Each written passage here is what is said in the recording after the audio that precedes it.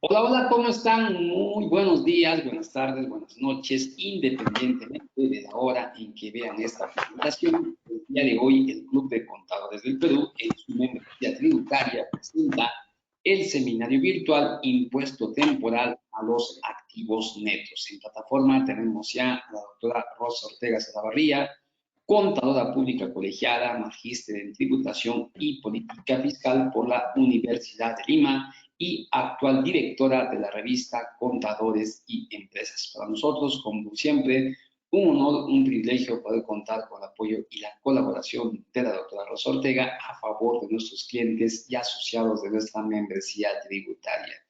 Doctora Rosa, ¿cómo está? Muy buenos días. Tiene usted el micrófono habilitado. Iniciamos nuestra sesión que nos convoca para el día de hoy. Perfecto, muchas gracias, Edu. Bien, muy buenos días a cada uno de los participantes a esta sesión sobre impuesto temporal a los activos netos. En el presente curso vamos a abordar algunos aspectos en principio generales vinculados al impuesto, y tales como su naturaleza, sujetos, y luego ya entramos propiamente, decantamos en el desarrollo sobre el concepto activo neto, ¿no? Que es lo que grava este impuesto y que realmente no es un tema pacífico, siempre hay controversias sobre este supuesto. Vamos a ver entonces algunas consideraciones que son necesarias también a nivel contable para luego enlazarlos con la parte tributaria. Vamos a abordar sobre, o vamos a verlo también en ejemplos prácticos.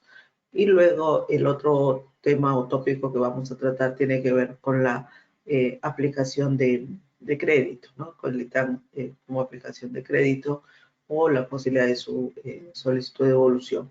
Entonces vamos a tratar sobre el particular, ¿correcto?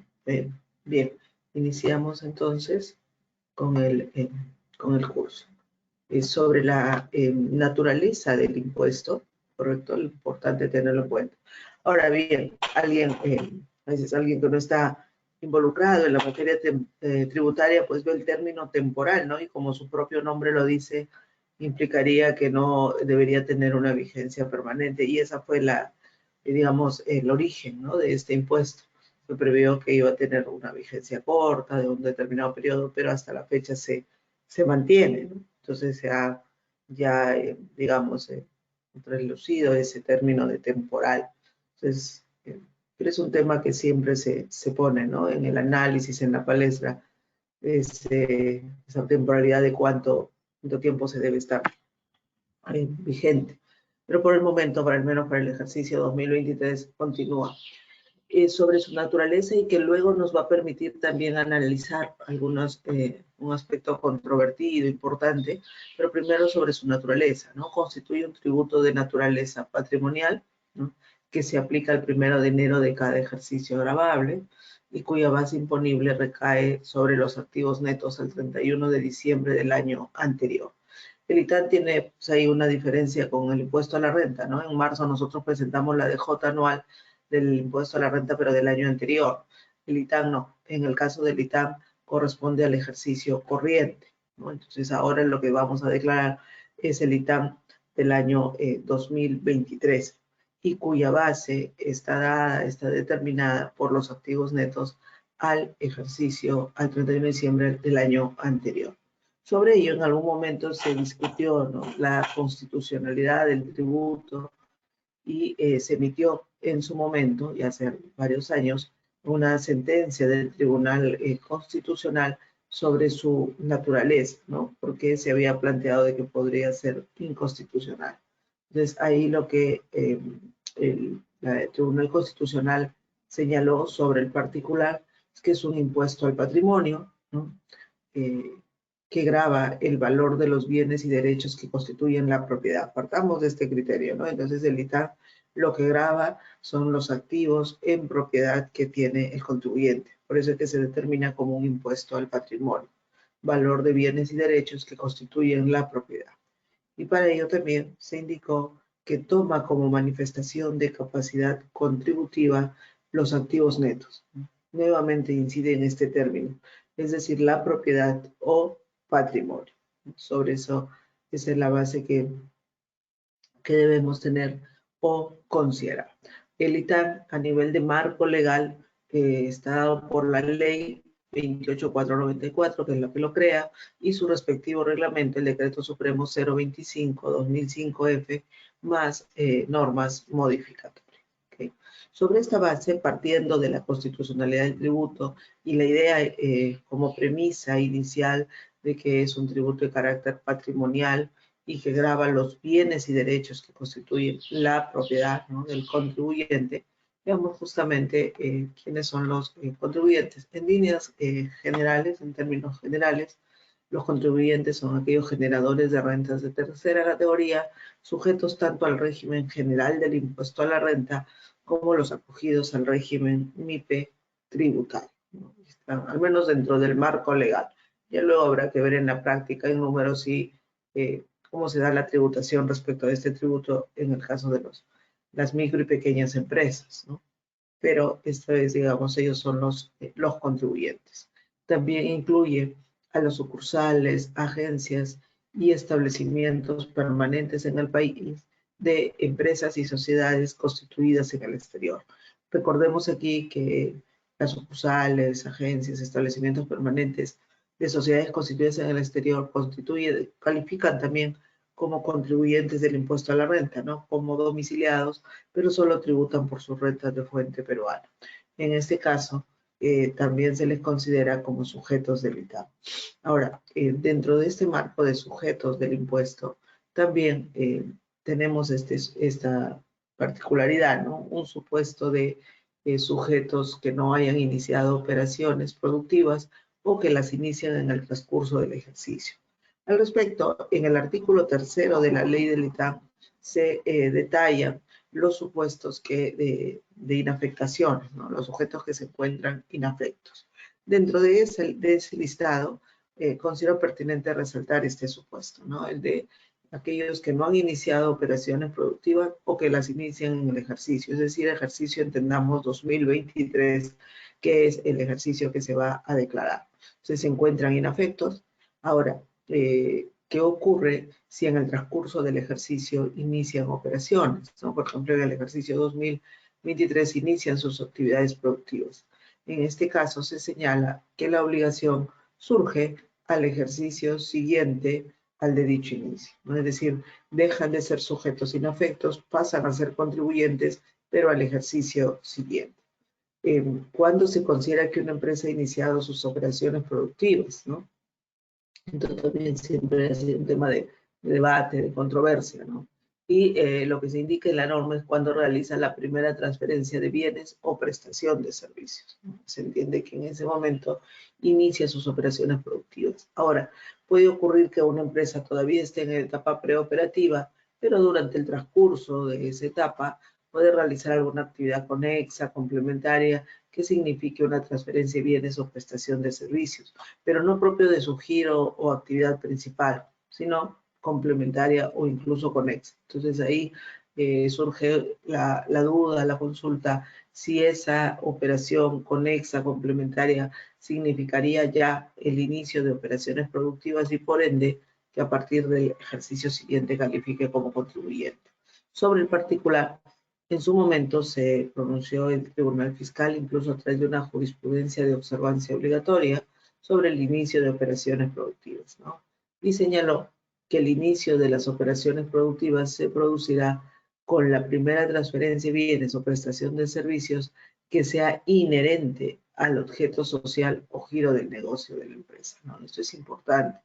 Y ahora estamos tratando el caso, bueno, para ITAM, pero sabemos que en la norma, por ejemplo, de renta también se alude al tema de actividades preoperativas, ¿no? Entonces, siempre es un supuesto que genera dudas o controversias, pero al menos para el caso del ITAM tenemos ya esta jurisprudencia de observancia obligatoria, ¿no? Sobre lo que debe entenderse por inicio, es decir, solo aquellas transacciones vinculadas al objeto social o giro del negocio. Llevando todo este detalle, esta explicación, ¿no?, a ejemplos, tendríamos que si una empresa en el ejercicio 2022 no ha iniciado sus operaciones productivas, entonces va a estar inafecta respecto de los ejercicios 2022 y 2023, ¿no? ¿Por qué? ¿Qué ocurre? Si en el 2022 no inició, pero inicia en el 2023, tampoco le afecta para el 2023, ¿no? Como es el segundo supuesto. En el ejercicio 2023 inicia sus operaciones productivas. Entonces, el contribuyente va a estar inafecto, ¿no? Va a estar inafecto respecto del ejercicio 2023 y recién se encontrará grabado en el ejercicio 2024. Por el contrario, en el caso de, o en el ejemplo de que en el ejercicio 2022 inicia sus operaciones productivas, si ya en el 2022 inició sus operaciones productivas, va a pasar o deja de estar inafecto y pasa a estar grabado respecto del ejercicio 2023, ¿no? Entonces, es el análisis, la consideración que habría que tener bajo este supuesto de inicio de operaciones productivas. Bien, sobre esta base, entonces, teniendo ya prevista la naturaleza del impuesto, los contribuyentes, entramos en la materia que nos convoca, ¿no? La base imponible, ¿correcto? Y siempre yo me permito señalar, ¿no? ¿Qué grava el impuesto a la renta? La renta. ¿Qué grava el impuesto temporal a los activos netos? Tiene que gravar los activos netos. El inconveniente o el problema que surge es que la legislación del ITAM, tanto principalmente en la ley, no se ha realizado una definición de activo neto, no se ha realizado. Y si bien sabemos, de acuerdo al Código Tributario, que la norma 9 permite aplicar supletoriamente otras normas, aquí estamos hablando de la materia que resulta grabada. Y eso es un tema fundamental, importantísimo, ¿no? Entonces, y eso es lo que es la fuente justamente de controversias, porque cuando nosotros aludimos al término activo neto, es un concepto acuñado en la doctrina contable, en las normas contables, ¿no? Pero, por ende, si hablamos del ámbito contable, el activo neto a nivel contable, pues se determina o se reconoce y se mide en función al marco contable, es decir, a las normas internacionales de información financiera, al marco conceptual, que no es una NIF, pero que establece los parámetros o las guías. Y ahí justamente surgen las dudas, las preguntas y las controversias, ¿no? Lo reconocido, y partamos de esta primera pregunta para luego decantar en el desarrollo del análisis, lo reconocido como activo para fines contables, es lo que se va a considerar para el ITAM, más algunos ajustes expresamente regulados, o hay que hacer una suerte de discriminación adicional a tener en cuenta, ¿no? Pero ese es un vacío que tenemos importante, ¿no? Y que siempre se señala. No, en la legislación del ITAM no hay una definición propiamente de lo que debe entenderse por activo neto. ¿Okay? ¿Cuál es la base imponible del ITAM? El artículo 4 de la ley regula que la base imponible está constituida por el valor de los activos netos consignados en el balance general, ¿no? Hoy, estado de situación financiera, cerrado al 31 de diciembre del ejercicio anterior al que corresponde el pago, deducidas las depreciaciones y amortizaciones admitidas por la ley del impuesto a la renta.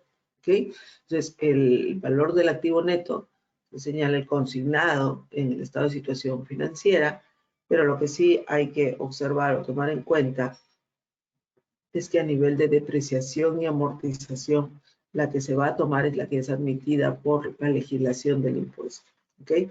Y esto ya de por sí, luego vamos a ver un análisis particular sobre depreciación y amortización por su importancia, por su relevancia, pero ya aquí de por sí, ¿correcto?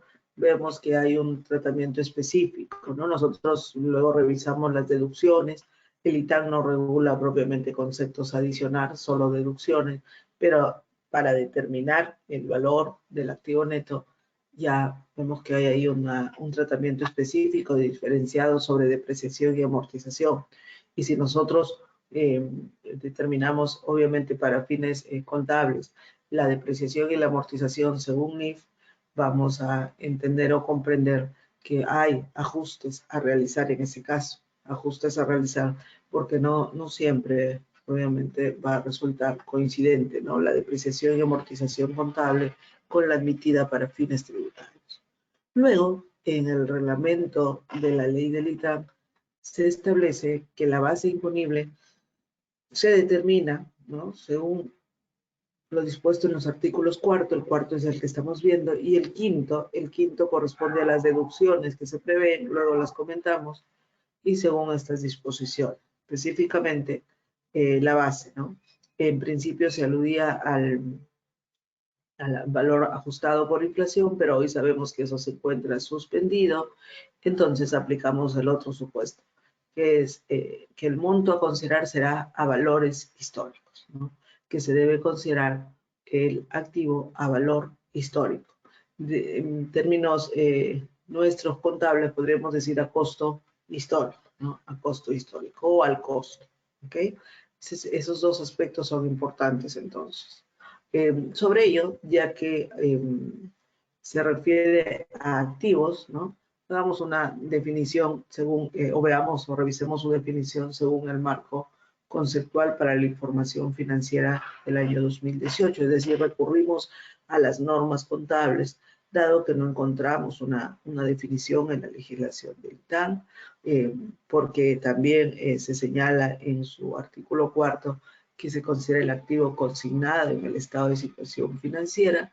Entonces, sobre esa materia procedemos a recurrir a las normas contables, ¿no? ¿Cómo se define actualmente sobre un recurso económico presente, controlado por la entidad como resultado de sucesos pasados? ¿Y cuál es la definición sobre esa base que se le da a recurso económico? Se indica que es un derecho que tiene el potencial de generar beneficios económicos. Y luego se hacen algunos detalles adicionales sobre estos conceptos. En cuanto a recurso económico, se indica que corresponde a un conjunto de derechos y no al objeto físico propiamente, ¿no?, sino los derechos, pero que el objeto físico es la descripción, lo que proporciona información más comprensible, ¿no? Por ejemplo, nosotros tenemos como un activo una maquinaria. Ese es el objeto físico, ¿no? ¿Cuáles serían los derechos? Que se pueda usar, ¿no?, transferir, ceder, correcto. Esos serían los derechos.